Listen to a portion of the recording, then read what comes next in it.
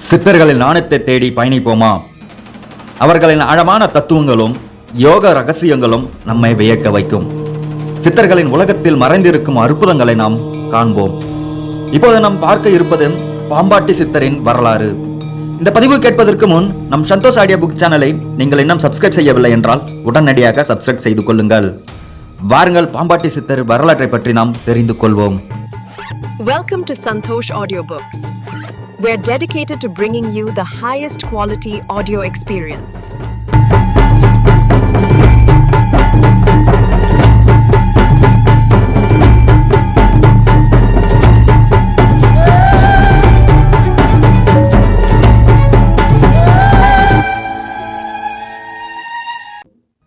பாம்பாட்டி சித்தரும் பிறக்கும்போது சித்தராக பிறக்கவில்லை.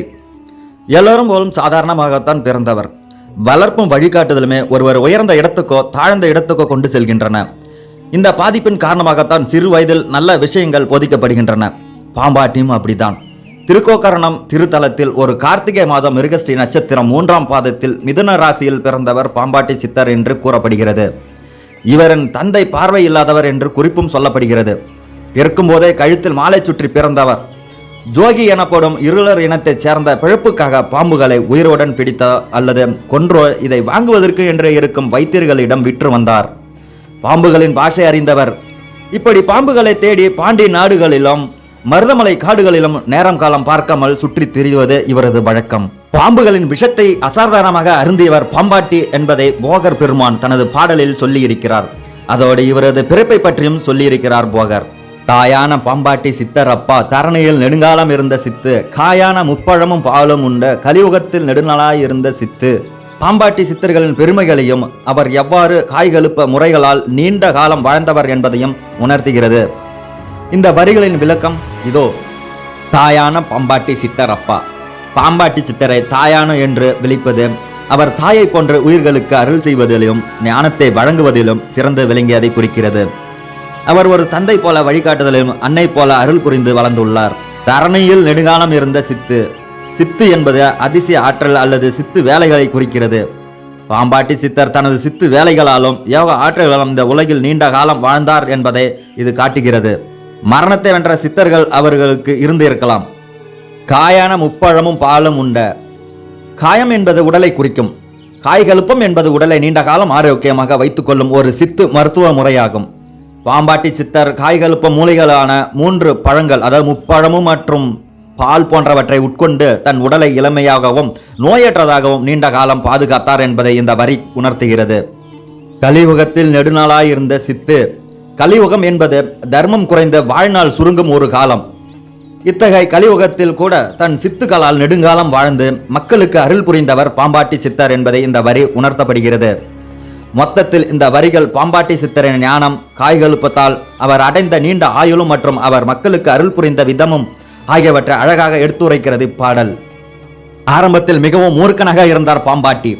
கொடிய வகை பாம்புகளை பயம் அறியாமல் மிகுந்த லாவகமாக பிடித்து அவற்றை கொன்றார். இவரது இயற்பெயர் தெரியவில்லை.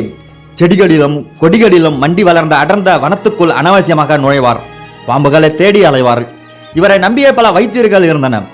இன வைத்தியத்துக்காக இந்த வகை பாம்புகளின் விஷம் தேவைப்படுகிறது என்கின்ற கோரிக்கை அவர்களிடம் இருந்து வந்ததும் அதற்கான தேடல் துவங்கிவிடும். கொடிய நச்சு கொண்ட பாம்புகளின் விஷம் எந்தெந்த வியாதியை முறியடிக்கும் தன்மை கொண்டது என்பதையும் இவர் அறிந்து வைத்திருந்தார்.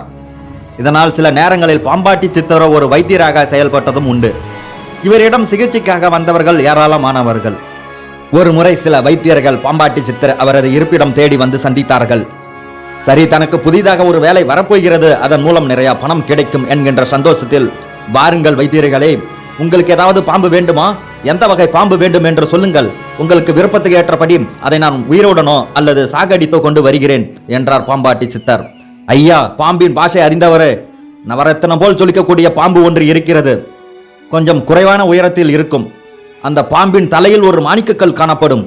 அந்த பாம்பின் விஷம் எங்களுக்கு அவசரமாக தேவைப்படுகிறது. உயிர் காக்கும் பல நோய்கள் தீர்க்கக்கூடிய வலிமை அந்த விஷத்துக்கு உண்டு. ஆனால் தான் உன்னை தேடி வந்தோம் என்றனர். அந்த பாம்பின் விஷம் மட்டும் போதுமா? ஏதோ மாணிக்கக்கல் என்று சொன்னீர்களே, அதையும் எடுத்து வர வேண்டுமா என்று சவாலாக கேட்டார் பாம்பாட்டி சித்தர். விஷம்தான் எங்களுக்கு முக்கியம். முடிந்தால் அந்த மாணிக்கக்கல்லையும் கொண்டு வா, அதற்கு ஒரு நல்ல விலை போட்டு கொடுத்து விடுகிறோம் என்றனர் பேராசைக்காரர்களான அந்த வைத்தியர்கள். நீங்கள் கேட்டது அனைத்தும் நாளை காலை உங்களிடம் இருக்கும், சந்தோஷமாக போய் வாருங்கள் என்று அவர்களை அனுப்பி வைத்தார் சித்தர். இரவு வேளையேதான் இந்த வகை பாம்பு நடமாடும் என்பதை அறிந்த பாம்பாட்டி சித்தர் அன்று இரவில் வீட்டில் உணவு சாப்பிட்டு விட்டு ரவரத்ன பாம்பை வேட்டையாடுவதற்காக புறப்பட்டார். இறைவன் பாம்பாட்டி சித்தரை ஆட்கொள்ளும் தீர்மானித்தது இந்த தினம்தான். சோதனைகளை முதலில் தந்தான் இறைவன். எத்தனையோ பாம்பு புற்றுகளை தரைமட்டமாக்கியும் குறிப்பிட்ட அந்த பாம்பு சிக்கவே இல்லை. முதலில் சலித்து போன பாம்பாட்டி சித்தர் தன் முயற்சியில் இருந்து கொஞ்சம் குடம் துவலாமல் அடுத்தடுத்து காட்டுகளில் பயணித்தார். அப்போது வித்தியாசமாக ஒரு புற்று அவரது கண்களில் பட்டது. ஒருவேளை ரவரத்தின பாம்பு ஓய்வெடுக்கும் புற்று இதுவாகத்தான் இருக்குமோ என்ற எண்ணத்தில் தன் கையில் இருந்த ஆயுதத்தால் இடிக்க முற்படும் போது அந்த வினோத சத்தம் நிகழ்ந்தது. திடீரென யாரோ ஒருவர் வனமே அதிரும்படி சிரிக்கும் பேரோசை கேட்டது. பாம்பு புற்றை இடிக்கும் தன் முயற்சியை சட்டென்று நிறுத்திவிட்டு சுற்றுமுற்றும் பார்த்தார் பாம்பாட்டி சித்தர். உருவம் எதுவும் புலப்படவில்லை. ஆனால் கண்களில் கூச வைக்கும் பேரொலி ஒன்று அவர் முன் தோன்றியது. கண்களை கசைத்துக் கொண்டு பார்த்தார் பாம்பாட்டி. சித்தரின் முன்னே தேசலான உடல்வாக்குடன் பிரகாசிக்கும் கண்களுடன் ஜடாமுடி தாரியராக சித்த புருஷர் ஒருவர் பிரசனமானார். பாம்பாட்டி சித்தர் திகைத்து போய் நின்றார். யார் நீங்கள்? எதற்குமே பயப்படாத என்னை உங்கள் சிரிப்பு சத்தம் நடுங்க வைக்கிறது. என் பணியின் போது ஏன் குறுக்கிடுகிறீர்கள்? உங்களுக்கு என்ன வேண்டும் என்று அடுக்கடுக்காக கேள்விகளை கேட்டார். எனக்கு நீதானப்பா வேண்டும் என்று ஆரம்பித்த அந்த சித்த புருஷர், பாம்புகளை இப்படி பிடித்து வதைக்கிறாயே, உனக்கு அதில் என்னப்பா சந்தோஷம் என்று அந்த சித்த புருஷர் கேட்க, என்ன அப்படி கேட்கிறீர்கள்? இந்த தொழில்தான் எனக்கு சோறு போடுகிறது, சந்தோஷம் தருகிறது. விதவிதமான பாம்புகளை தேடி பிடிக்கும் போது எனக்குள் ஒரு உற்சாகம் தோன்றுகிறது என்று எதிரில் நிற்பவர் யார் என்றே தெரியாமல் அப்பாவையாக பேசிக்கொண்டிருந்தார் பாம்பாட்டி சித்தர். இருகப்பா, இதை விட உயர்ந்த தொழில் இருக்கிறது. வீரம் மட்டுமே வாழ்க்கை அல்ல, விவேகமும் உன்னிடம் இருக்க வேண்டும். ஒன்று மரியாதை அந்த பாம்புகளை வேட்டையாடுகிறாயே, உனக்குள் பாம்பு இருக்கிறது, அதை என்றாவது நீ உணர்ந்தாயா என்று கேட்ட சித்த புருஷர், என்னது எனக்குள் ஒரு பாம்பா? என்னையா தாடிக்காரரே கதை விடுறீங்க? மனிதனுக்குள் எப்படி பாம்பு வசிக்க முடியும் என்று கேட்டார் சித்தர். இருக்கிறது பிடாரனே, அதை நீ தேட முயற்சிக்க வேண்டும், அதற்கு தியானம் கைகூட வேண்டும். ஐயா, உங்களை பார்த்த உடனே எனக்குள் ஏதோ ஒரு மாற்றம் தெரிவதாக உணர்கிறேன். இதுவரை நான் செய்து வந்த தொழிலோ எனக்கு அருவருப்பாக தோன்றுவது போல் இருக்கிறது. எனக்குள் இருக்கும் பாம்பு என்னன்னு என்பதை சற்று விளங்க சொன்னால் மகிழ்வேன். உனக்குள் மட்டும் இல்லை அப்பா, இந்த உலகத்தில் வாழும் ஒவ்வொருவரின் உடலுக்குள்ளும் அந்த பாம்பு இருக்கிறது. உன்னை யார் என்று உணரும் வேலை வந்துவிட்டது. சதையும் திரவமாய் நிறைந்த இந்த மனித உடம்பு இறைவனின் அற்புதமான படைப்பு. இதற்குள் ஒரு பாம்பு தலைகீழாக தொங்கி கிடைக்கிறது, அடங்கி கிடைக்கிறது. அதன் பெயர்தான் குண்டலினி. உடலின் சுவாசத்தை கட்டுப்படுத்த இறைவனை நினைத்து தவம் செய்தால் உன் சுவாசம் உனக்குள் கட்டுக்குள் வரும். சுவாசம் ஒடுங்கும் வேளையில் குண்டலினி என்கின்ற அந்த பாம்பு புத்துயிர் பெறும். நீ நினைத்தபடி எல்லாம் அதை ஆட்டி வைக்கலாம். இதில் கிடைக்கின்ற பரமானத்தை ஒரு முறை உணர்ந்து பாரு. உலகம் எவ்வளவு விந்தையானது, அதி அற்புதமானது என்பதை நீயே உணர்வாய். இதில் கிடைக்கின்ற ஆனந்தத்தை இதுவரை நீ அனுபவித்திருக்க மாட்டாய் என்று ஒரு சீடனுக்கு சொல்வதை போல் அந்த சித்த புருஷர் சொல்ல உடல் லேசாகி போனார் பாம்பாட்டி சித்தர்.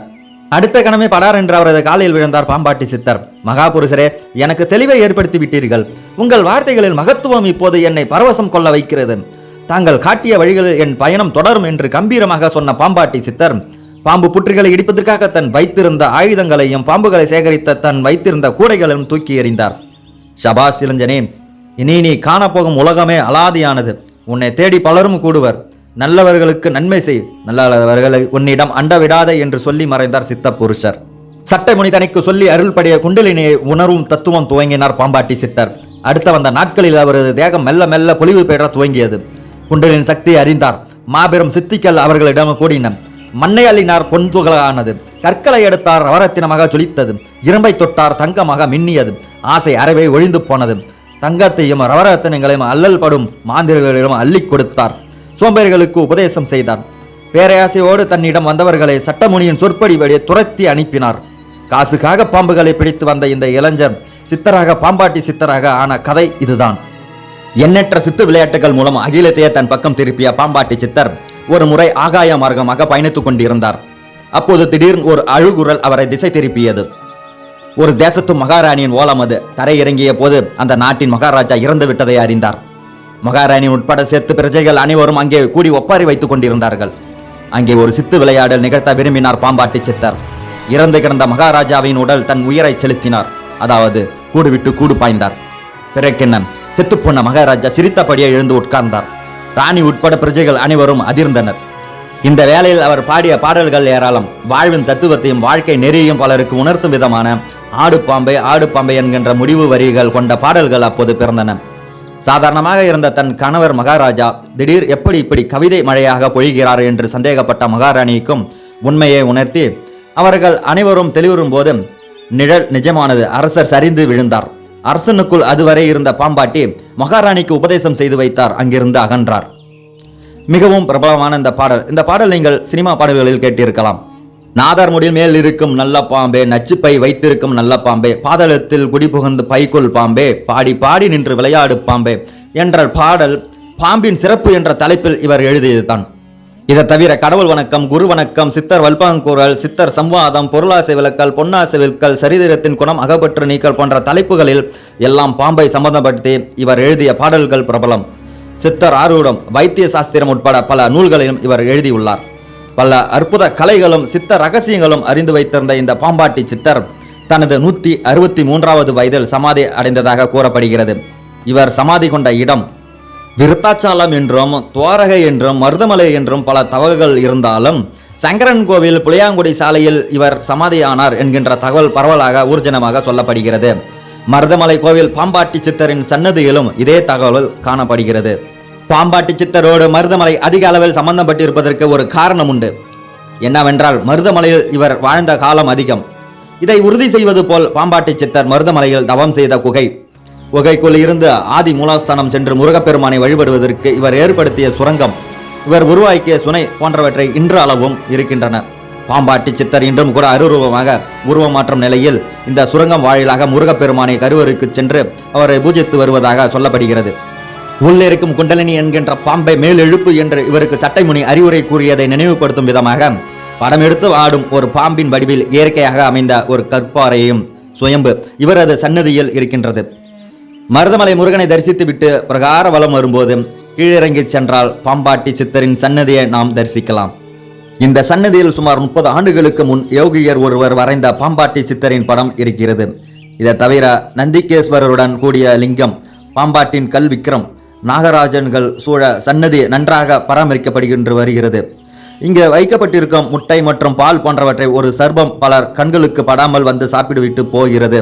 சில நேரங்களில் சிலரின் கண்களுக்கு இது தட்டுப்படும். ஒவ்வொரு மாதமும் பௌர்ணமி மற்றும் அமாவாசை நாட்களில் இங்கே சிறப்பான வழிபாடுகள் நடக்கின்றன. பாம்பாட்டி சித்தருக்கு வழிபாடுகள் செய்யும் விரும்புவோர் மருதமலை அருள்மிகு சுப்பிரமணிய சுவாமி திருக்கோயிலுக்கு தொடர்பு கொள்ளலாம்.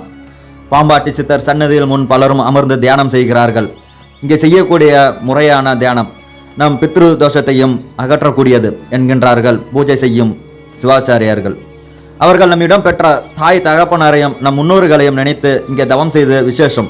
இதை தவிர குழந்தை பேர் இல்லாமை, திருமண தோஷம், நாகதோஷம் போன்றவற்றுக்கு இங்கே வழிபட்டால் நல்ல பலன்கள் உண்டு. இதற்காக பல வெளியூர்களில் இருந்து பக்தர்கள் இங்கே வருகிறார்கள். மருதமலைக்கு செல்லுங்கள். மேற்கு தொடர்ச்சி மலையின் தரைமட்டத்தில் இருந்து சுமார் 500 அடி உயரத்தில் இருக்கிறது இந்த கோவில். மலைக்கு மேல் பயணிக்க திருக்கோவில் சார்பாக பேருந்து வசதியும் உண்டு. நடந்து செல்லும் பாதை வசதியும் உண்டு. மற்ற வாகனங்களிலும் பயணித்து செல்லலாம். முருகப்பெருமானின் 7வது படைவீடு என்கின்ற பெருமைமிக்க உரியது இந்த மருதமலை. மலைக்கு மேல் குடிகொண்டிருக்கும் அந்த மால் முருகனை வணங்குங்கள். முருகனின் ஆசி பெற்ற பாம்பாட்டி சித்தர் சன்னதியை சென்று அவரை தரிசித்து ஆசி பெறுங்கள். சித்தர்களின் ஆசையும் அருளும் தான் கலியுக வாழ்க்கைக்கு அவசியம். என்ன நண்பர்களே, இது வரைக்கும் பாம்பாட்டி சித்தரின் வரலாற்றை பற்றி நீங்கள் கேட்டிருப்பீங்க. ஸோ மறக்காமல் இந்த வீடியோக்கு ஒரு லைக் தட்டி விட்டுருங்க. அப்புறம் நம்ம சேனலை சப்ஸ்கிரைப் பண்ணிவிடுங்க. இது உங்கள் சந்தோஷ் ஆடியோ புக்ஸ். நான் உங்கள் சந்தோஷ். நன்றி, வணக்கம்.